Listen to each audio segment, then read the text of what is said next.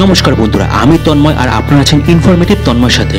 বন্ধুরা, ইতিহাস হলো নাসা, ছক্কা হাঁকিয়ে পার ৫,৫০০। হ্যাঁ বন্ধুরা, ঠিক শুনছেন, কার্যতই ছক্কা হাঁকালো নাসা, আর তারই সঙ্গে ইতিহাসের পাতায় নাম তুলে ফেললো তারা। এ এক অসামান্য কৃতিত্ব। সৌরমণ্ডলকে চেনার পর সেখানেই থেমে যায়নি মহাকাশ বিজ্ঞান।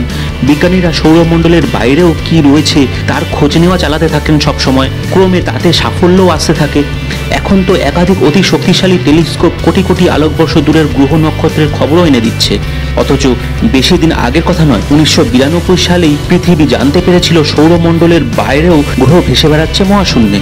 সেই সময় দুইটি গ্রহের দেখাও পান বিজ্ঞানীরা। সৌরজগতের বাইরে সেই দুইটি গ্রহ ছিল পোলোস্টেট এবং ফোবেটর। 1992 সালে সৌরমণ্ডলের বাইরে দুটি গ্রহকে প্রথম চেনার পর থেকেই একের পর এক এমন গ্রহের খোঁজ চালিয়ে গেছেন বিজ্ঞানীরা।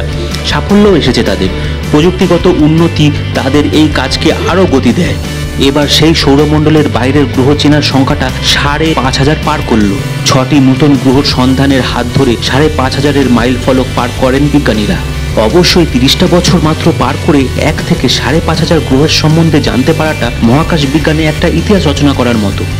6টি নতুন গ্রহের সন্ধানের হাত ধরে নাসার চেনা সৌরমণ্ডল পারের গ্রহের সংখ্যা দাঁড়ালো 5,502টি।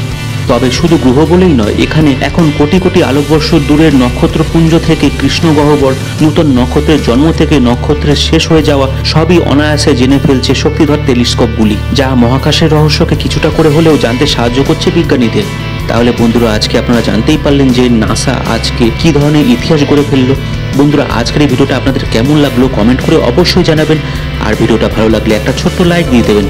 চ্যানেলে নতুন হলে চ্যানেলটা সাবস্ক্রাইব করে নিয়ে বেল আইকনটাকে অন করে দেবেন। তাহলেই আমার পরবর্তী সমস্ত ভিডিওর আপডেট আর নোটিফিকেশন চট করে আপনাদের মোবাইল স্ক্রিনে পৌঁছে যাবে।